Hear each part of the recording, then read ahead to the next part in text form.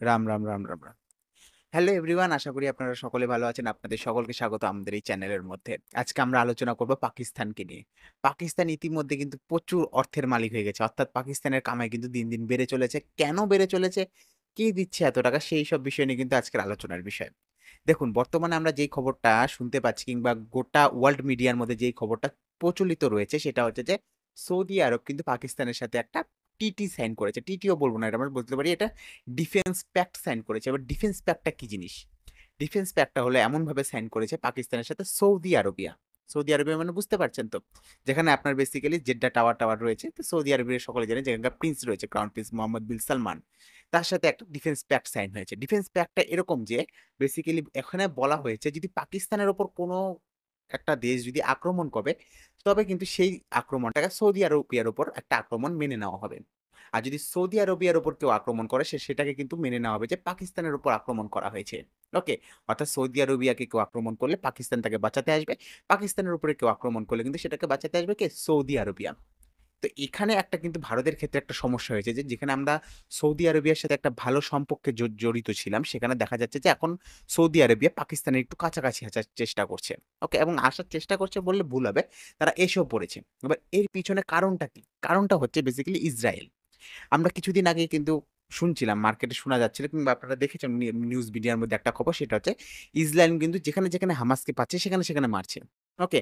এই ১ সপ্তাহ আগে, ১.৫ সপ্তাহ আগে কিন্তু ইসরায়েল কাকে মেরেছে? কাতারকে মেরেছে। কাতারের মধ্যে একটা হোটেল বা একটা প্যালেস ছিল, যেটা যেখানে বেসিক্যালি হামাসের মিটিং চলছিল। সেই প্যালেসের উপরে ইসরায়েলের মধ্যে থেকে একটা মিসাইল যায় এবং মিসাইলটা গিয়ে সেই প্যালেসের একদম যেই ঘরে মিটিং হচ্ছিল সেই ঘরের মধ্যে পড়ে।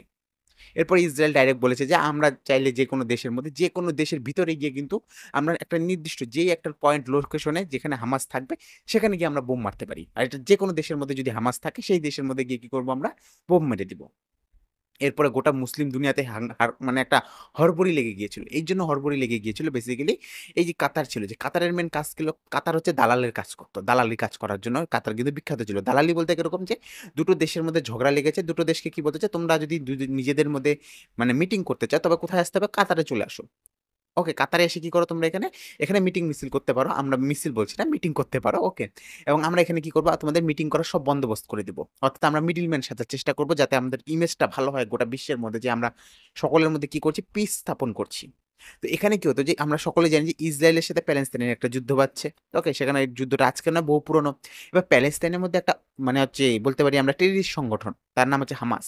এই হামাসের হেডকোয়ার্টার ছিল কাতারের ভিতরে। আর কাতার কার পারমিশন এখন হেডকোয়ার্টার বানাতে দিয়েছে? ইর ইরান বলছি, ভুল বললাম, আমেরিকার বিরুদ্ধে। আমেরিকার বিরুদ্ধে বলবো না, আমেরিকার জন্য কিন্তু আমেরিকা পারমিশন দিয়েছে কাতারকে যে তুমি বলো যে হামাসকে এখানে একটা কি করতে, বেসিক্যালি একটা হেড অফিস স্থাপন করতে।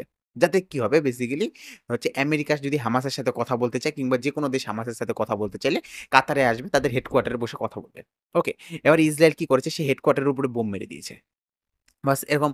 এরপরে কি হচ্ছে, গোটা যে মুসলিম রাষ্ট্র, এবার ইসরায়েল যখন বলেছে যে যে কোনো মুসলিম পার্টি, ওকে, যে কোনো মুসলিম দেশ, কোনো লুঙ্গি বাহিনী যদি কোনো ভাবেই যদি হামাসকে সাহায্য করে কিংবা হামাসকে নিজের দেশে রাখার চেষ্টা করে, আমরা কিন্তু সেই দেশকেই মারবো।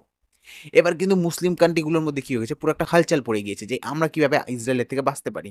এবার কোনো একটা দেশকে বাঁচার জন্য কিন্তু একটাই পদ্ধতি, সেটা হচ্ছে পারমাণবিক বোম। এবার যখন খোঁজা হচ্ছে, খোঁজার পরে দেখা যাচ্ছে যে মুসলিম যত কান্ট্রি রয়েছে তাদের মধ্যে থেকে শুধুমাত্র পাকিস্তানের কাছে কি রয়েছে? নিউক্লিয়ার বোম রয়েছে। এবার এই যে বেসিক্যালি আমাদের যে মোহাম্মদ বিন সালমান, ওকে, এর সাথে কিন্তু ইমরান খানের কিন্তু খুব ভালো সম্পর্ক ছিল। এরপর যখন শাহবাজ শরীফ এসেছে, শাহবাজ শরীফের সাথে ভালো সম্পর্ক। এবার কি করছে? সৌদি আরবে বুদ্ধি লাগিয়েছে যে আমরা তো, আমাদের কাছে তো পয়সা প্রচুর রয়েছে, তেল প্রচুর রয়েছে। কালকে যদি ইসরায়েল মেরে দেয় তাহলে আমাদের টাকার ক্ষয়ক্ষতি হবে। আর আমরা জানি যে সৌদি আরবিয়ার উপরে কিভাবে তাদের যে ইকোনমিটা রয়েছে, ইকোনমিটা কিভাবে চালানোর চেষ্টা করছে, তারা ইকোনমিটাকে চালানোর চেষ্টা করছে বেসিক্যালি ট্যুরিজমের মাধ্যমে। কালকে যদি ইসরায়েল বোম মেরে দেয় তাহলে তো আমাদের ট্যুরিজম নষ্ট হবে। তো এই সৌদি আরবে কি করেছে? ঘুরে ফিরে কি করেছে? এই পাকিস্তানকে ধরে নিয়ে এসেছে। পাকিস্তানকে কি বলেছে? পাকিস্তানকে না আগে হচ্ছে সৌদি আরবিয়া অনেক পরিমাণে টাকা দিয়েছে, লোন দিত। পাকিস্তানের যখনই টাকার দরকার পড়তো তারা প্রথমে যেত আমেরিকার কাছে, নয় যেত রাশিয়ার কাছে, নয় যেত সৌদি আরবিয়ার কাছে। ওকে, সৌদি আরবিয়া যদি মুসলিম কান্ট্রি, সৌদি আরবের ভিতরে যে পুলিশ রয়েছে সেটা পাকিস্তানি পুলিশ থাকে। সৌদি আরবের নিজের কোনো পুলিশ টুলিশ নেই, অত মানে আর্মি টার্মি নেই, তারা পাকিস্তান থেকে ভাড়া করে নিয়ে আসে আর্মি। ওকে। এবার কি হচ্ছে, সৌদি আরবিয়া কি করছে? পাকিস্তানকে ধরে নিয়ে আসছে। পাকিস্তানকে ধরে এনে কি বলছে যে তোমাকে তো আমি অনেক টাকা পয়সা দিই, সেই টাকা পয়সা তো তুমি ফেরত করো না। কারণ পাকিস্তানের একটা মানে বংশগত রোগ আছে, সেই রোগটা হচ্ছে যে পাকিস্তান যদি কারো কাছ থেকে টাকা নেয়, সেই টাকাটা কিন্তু সে আর ফেরত দেয় না। সেজন্য কি করেছে? পাকিস্তানকে বলেছে এই তুমি তুমি কি করতে, তোমার কাছে তো পরমাণু বোম রয়েছে, তুমি আমাদেরকে সাহায্য করো। পাকিস্তান বলেছে, "আমরা সাহায্য করব, এটা তো সমস্যা হবে।" বলল, "না, না, না, তোমরা সাহায্য করো।" যেমন মুসলিম কান্ট্রির উপর মারে যাচ্ছে। আর পাকিস্তানের একটা কি রয়েছে বলুন তো? পাকিস্তানের যে পাসপোর্ট রয়েছে, পাকিস্তান কখনো ইসরায়েলকে মান্যতা দেয় না।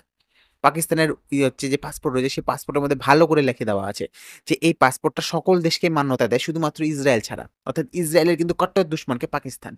সুতরাং কি হয়েছে, এবার পাকিস্তান কি করেছে, সৌদি আরবের সাথে একটা ট্রিটি সাইন করে নিয়েছে। ট্রিটিও বলব না, ডিফেন্স প্যাক্ট। সে ডিফেন্স প্যাক্টের মধ্যে লেখা আছে যে যদি সৌদি আরবের উপর কেউ আক্রমণ করে তবে কি হবে, পাকিস্তান তাকে সাহায্য করবে। পাকিস্তানের উপর কেউ অ্যাটাক করলে সৌদি আরবিয়া সাহায্য করবে। ওকে? এর দ্বারা লাভ কি হচ্ছে, এক তো সৌদি আরবিয়া একটা মানে কি পেয়ে যাচ্ছে, একটা সিকিউরিটি পেয়ে যাচ্ছে। আর ওইদিকে পাকিস্তান কি পেয়ে যাচ্ছে, পাকিস্তান বলছে যে এই ইন্ডিয়া ২ দিন পরই আমাদের উপর অ্যাটাক মারে। যেকোনো দিন অপারেশন সিন্দুর হয়ে যাচ্ছে কোনোদিন, যেকোনো দিন যেটা ইচ্ছে এলওসির উপর কোনোদিন অ্যাটাক মারিয়ে দেয়। ওকে? তো এবার কি হচ্ছে যে আমাদের উপর যদি এরপর ইন্ডিয়া মানে অ্যাটাক করে, সেক্ষেত্রে সৌদি আরবিয়ার উপর অ্যাটাক মানা হবে। মানে ওই যে নাটো একটা যে স্টাইল ছিল, নাটোর মতো যে একটা স্টাইল, নট একটা ট্রিটি অর্গানাইজেশন ইউরোপের দেশগুলো মিলে যে বানিয়েছে, পশ্চিমা দেশগুলো। এখানে কি বলা হয়েছিল যে একটা দেশের উপর যদি কেউ অ্যাটাক করে তাহলে সবগুলো দেশের উপর অ্যাটাক মানা হবে। তো এখান থেকে কিন্তু ইন্ডিয়ার একটা সমস্যা হচ্ছে যে ইন্ডিয়ার সাথে সৌদি আরবিয়ার সম্পর্ক খুব ভালো ছিল।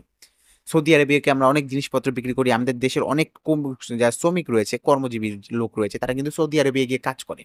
তো সুতরাং এখান থেকে কিন্তু ইন্ডিয়ার একটু সম্পর্কটা একটু টালমটোল হয়েছে। অপরদিকে কিন্তু পাকিস্তান খুব মজায় আছে। পাকিস্তান এর পরিবর্তে প্রচুর টাকা পেয়েছে। এজন্য আমরা দেখতে পাবো যে আপনারা যদি খবর মাধ্যমে দেখে থাকেন যে সেখানে দেখতে পারবেন যে এই যে শাহবাজ শরীফ যে পাকিস্তানের যে প্রধানমন্ত্রী আছে তাকে মানে রয়্যাল এন্ট্রি দেওয়া হচ্ছে তাকে। বলা হচ্ছে, বাবা আসো, আসো, আসো এখানে খাওয়া-দাওয়া কইরে যাও।" তো এবার মেইন যে টার্গেটটা যেটা মানে খবর মহলে এটা উঠে আসছে, যারা বেসিক্যালি বিশ্লেষক রয়েছে তারা বেসিক্যালি যেটা মনে করছে যে সৌদি আরবেও কিন্তু ভিতরে কি করছে, পরমাণু বোম বানানোর জন্য কিন্তু তৈরি হচ্ছে। কেন পরমাণু বোম বানানোর জন্য তৈরি হচ্ছে? এখন পর্যন্ত যে জিনিসটা আমি বললাম যে মুসলিম কান্ট্রি গুলোর মধ্যে শুধুমাত্র পাকিস্তানের কাছে কি রয়েছে? পাকিস্তানের কাছে একমাত্র পরমাণু বোম রয়েছে। সুতরাং পরমাণু বোম বানানোরও কিন্তু টেকনিক কিন্তু পাকিস্তানের কাছে আছে। পাকিস্তানের কাছে বর্তমানে এখনো ১৪০ টা থেকে ১৫০ টা বোম রয়েছে। ইন্ডিয়ার থেকে ১০ টা ২০ টা বোম বেশি রয়েছে। ইন্ডিয়ার কাছে ১২০ টার কাছাকাছি রয়েছে, ওদের কাছে ১৩০ টা ৪০ টা আর এরকম ১০-১৫ টার ১৯-২০ রয়েছে। এবার কি সমস্যা হচ্ছে? সমস্যা হচ্ছে সৌদি আরবিয়ার পক্ষে। সৌদি আরবিয়া চাচ্ছে যে আমাদের কাছে তো পয়সা চলে আসে। মানুষ কি হয়? যখন মানুষ খাইতে না পায় তখন খাওয়ার বন্দোবস্ত করে। এবার যেহেতু সৌদি আরবের কাছে খাওয়া আছে, ট্যুরিজম আছে, পয়সা আছে। এবার কি করছে? শান্তিতে ঘুমানোর চেষ্টা করছে। এবার শান্তিতে ঘুমাইতে তো ইসরায়েল দিবে না। এজন্য তারা কি করছে? শান্তিতে ঘুমানোর জন্য তারা কি চায়? তাদের পরমাণু বোম চাই। এবার পরমাণু বোম বানানোর ফর্মুলা পাকিস্তানের কাছে আছে। এটা মনে করা হচ্ছে। এখনো পর্যন্ত এটা মানে অফিসিয়ালি ডিক্লেয়ার হয় নাই। এইজন্য ডিক্লেয়ার হয়নি। সৌদি আরবের মনেও কিন্তু ভয় রয়েছে। সৌদি আরবিয়া বেসিক্যালি ইরানকে দেখে শিখেছে। ইরান যখন পরমাণু বোম বানাইতে চাইছিল, আমেরিকা তার উপর স্যাংশন লাগাই দিছে। আর সৌদি আরবিয়া কখনো চায় না যে তার উপর স্যাংশন লাগাক আমেরিকা। আর স্যাংশন লাগাইলে কি হবে? সৌদি আরবিয়ার সমস্যা হয়ে যাবে। সে ব্যবসা-বাণিজ্য করতে পারবে না। তাদের এখানে লেনদেনে পড়ে যাবে। যেকোনো দিন, যেদিনই বলবে সৌদি আরবিয়া বলবে যে আমি বোম বানাচ্ছি, সেদিনই ইসরায়েল মেরে দিবে। এর আগে দেখেছি ইরানের উপর বেসিক্যালি হচ্ছে আমেরিকা গেম মেরে টেরে চলে এসেছে। তো ঘুরে ফিরে সৌদি আরবে চুপচাপ কি করছে, পাকিস্তানকে পয়সা দিয়ে যাচ্ছে। আর বেসিক্যালি যে বেসিক্যালি তাদের কাছে যে পরমাণু বোম আছে সেটা কিন্তু ফায়দা নিয়ে চলছে। আর এটাও জানে যে হচ্ছে বেসিক্যালি পাকিস্তান কোনোদিন হচ্ছে এটাতে মানা করবে না, কারণ পাকিস্তান এত পরিমাণ টাকা সৌদি আরবের কাছ থেকে নিয়েছে যে সেই টাকা তারা আর ফেরত দিতে পারবে না। আর ফেরত দিতে যেহেতু পারবে না, সেক্ষেত্রে কিন্তু এই সৌদি আরবেকেও কিন্তু না বলতে পারবে না। অর্থাৎ সৌদি আরবের এক প্রকার কুকুর হয়ে গিয়েছে কিন্তু পাকিস্তান। আর এইভাবে কিন্তু দেখা যাচ্ছে যে গোটা দেশের যে রাজনীতিটা, কিংবা গোটা দেশ বলবো না, গোটা বিশ্বের যে রাজনীতিটা রয়েছে, সেই রাজনীতিটা পুরোপুরিভাবে কিন্তু একটা মিক্সচার হয়ে গেছে। মানে একটা ঘোটালা খিচুড়ি হয়ে গেছে গা। তো এটাই মানে মেইন ব্যাপার ছিল আজকে। কিন্তু আপনাদের যদি ভিডিওটা ভালো লেগে থাকে সেক্ষেত্রে আপনারা কিন্তু লাইক, কমেন্ট, সাবস্ক্রাইব করতে পারেন। এছাড়া যা ইচ্ছা তাই করতে পারেন। কোনো ব্যাপার নাই। দেখা হবে আপনাদের সাথে অন্য একটা ভিডিওতে। Have a good day. Bye, by.